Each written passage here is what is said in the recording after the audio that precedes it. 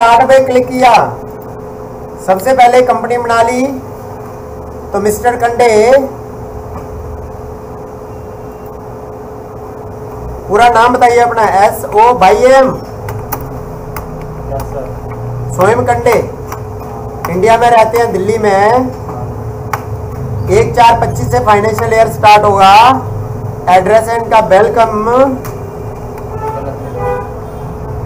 हाँ बिल्कुल गलत लिखा है।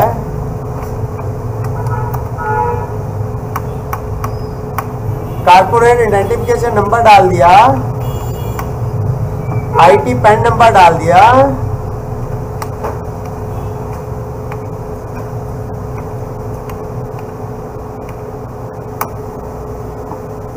बार नंबर डालना है तो डाल दिया। इस तरह से ये क्या हो गया, कंपनी बन गई। कंपनी बन गई, क्रिएट हो गई। अब क्या करना चाहते हो, सैलरी स्लिप निकालना चाहते हो।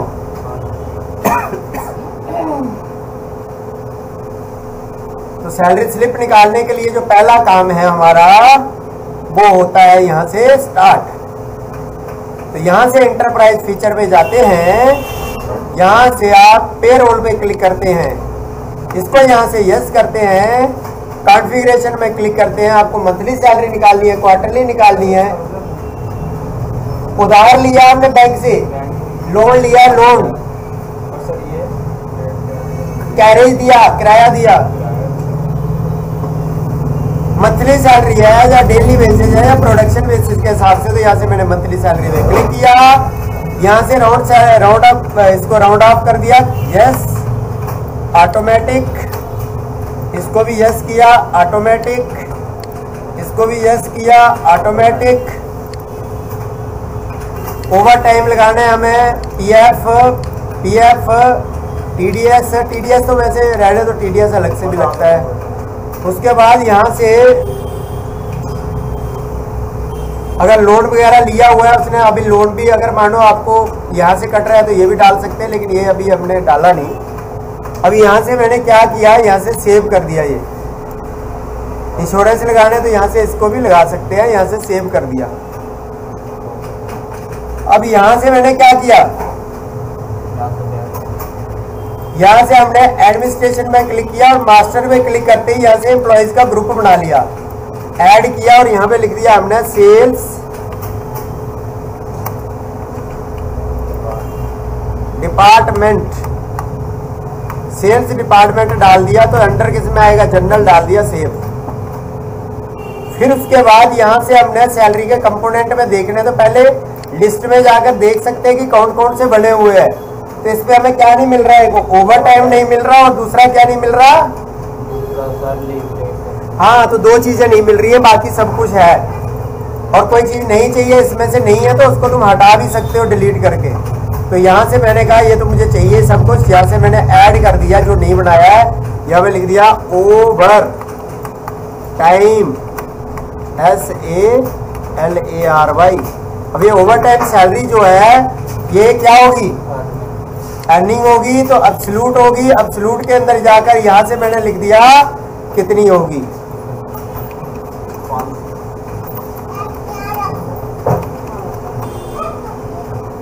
1500 डाल दिया और यहाँ से मैंने क्या कर दिया, इसको सेव कर दिया। इसी तरह से लीव, अब लीव डे सैलरी क्या होगा, ये तो डायरेक्शन होगी ना। अब ये अगर परसेंटेज के हिसाब से होती है तो परसेंटेज में टैग करते हैं, पर एब्सोल्यूट होती है, लमसम होती है, सीधी डालनी है आपको तो सीधी डाल सकते हैं। यहाँ पे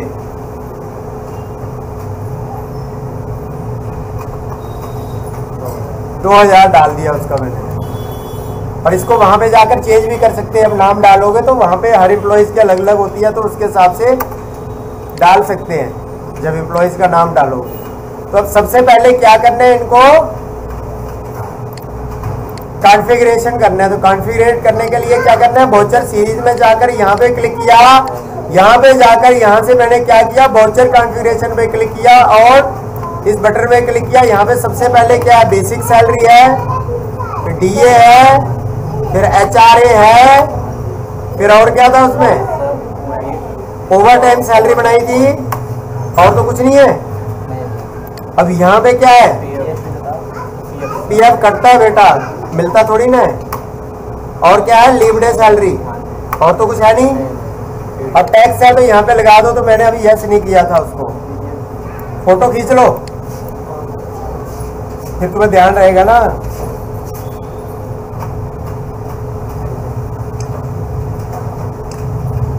सेव कर दिया। सेव करने के बाद यहाँ से क्या करना है, एम्प्लॉइज का नाम लिखना है जिसकी तुम सैलरी लगा रहे हो। तो यहाँ से मैंने एम्प्लॉइज पे क्लिक किया और यहाँ पे लिख दिया मैंने मिस्टर चट्ठा।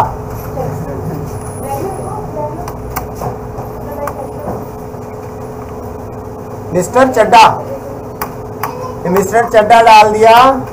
अब ये क्या है, सेल्स डिपार्टमेंट में काम करते हैं, मैनेजर हैं। फादर नेम लिख दिया गोपी चड्डा।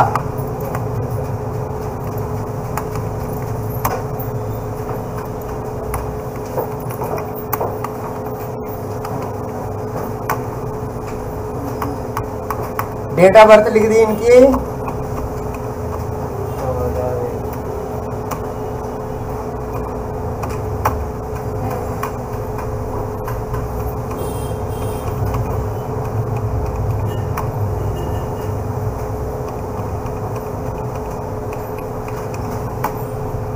ईमेल आईडी डाल दी इनकी। ये क्या नाम है इनका,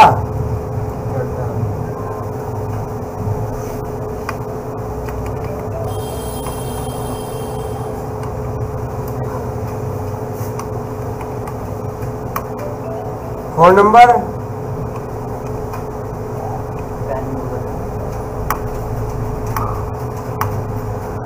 वर्किंग एज, रिजाइन कर रहे हैं तो वर्किंग ही होते हैं, वैसे सैलरी तुम मंथली दे रहे हो उनको। तो प्रोविडेंट फंड नंबर डालना है तो वो डाल दिया, ओवर टाइम सेव कर दिया। अब पेमेंट कैसे करोगे, बैंक से ऑनलाइन ट्रांसफर करोगे तो F3 करके यहाँ से उस बैंक का नाम भी डाल दोगे।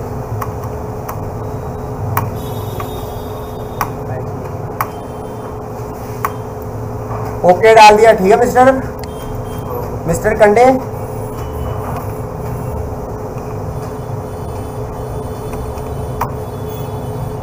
बताते जाना, सबसे पहले क्या था, बेसिक सैलरी थी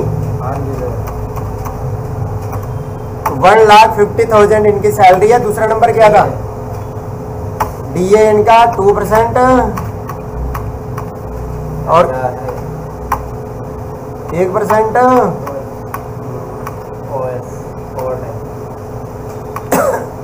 1500 लिखे हैं, लेकिन ये डिपेंड करता है उसकी मंथली जो अटेंडेंस लगी होगी उसके हिसाब से देख के डालोगे। सर ये जो परसेंटेज है वो परसेंटेज है तो परसेंटेज का तो अपने आप निकाल देगा ना वो परसेंटेज में। नहीं, वो भी कंपनी के हिसाब से होती है। हाँ तो परसेंटेज अलग अलग होगी, डिपेंड करेगा कितना पीएफ मिल रहा है।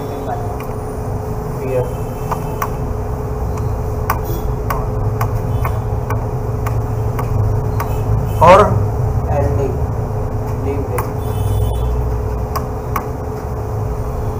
बाकी है हर किसी के नाम डालोगे हैं। टीडीएस डाला ही नहीं था मैंने। ओके कर दिया, सेव कर दिया। उसके बाद क्या आना है, सीधे ट्रांजैक्शन में आना था, सैलरी पे कैलकुलेशन पे क्लिक करना था, यहाँ से ऐड करना था। इस पे क्लिक किया 1/4/25 सैलरी अप्रैल की 30 दिन के मोड में इनको मिलेगी bank transfer SBIN state bank of India. इस बटन पे क्लिक किया, यहाँ से पिक किया मैनुअली, शो लिस्ट पे क्लिक किया, यहाँ से टिक कर दिया, यहाँ से ओके कर दिया। अब ये सैलरी आ गई उनकी भाई साहब की सैलरी। अब यहाँ से इसको कर दिया मैंने सेव। अब इसकी रिपोर्ट देखनी है तो यहाँ से एस्केप किया, डिस्प्ले में जाएंगे,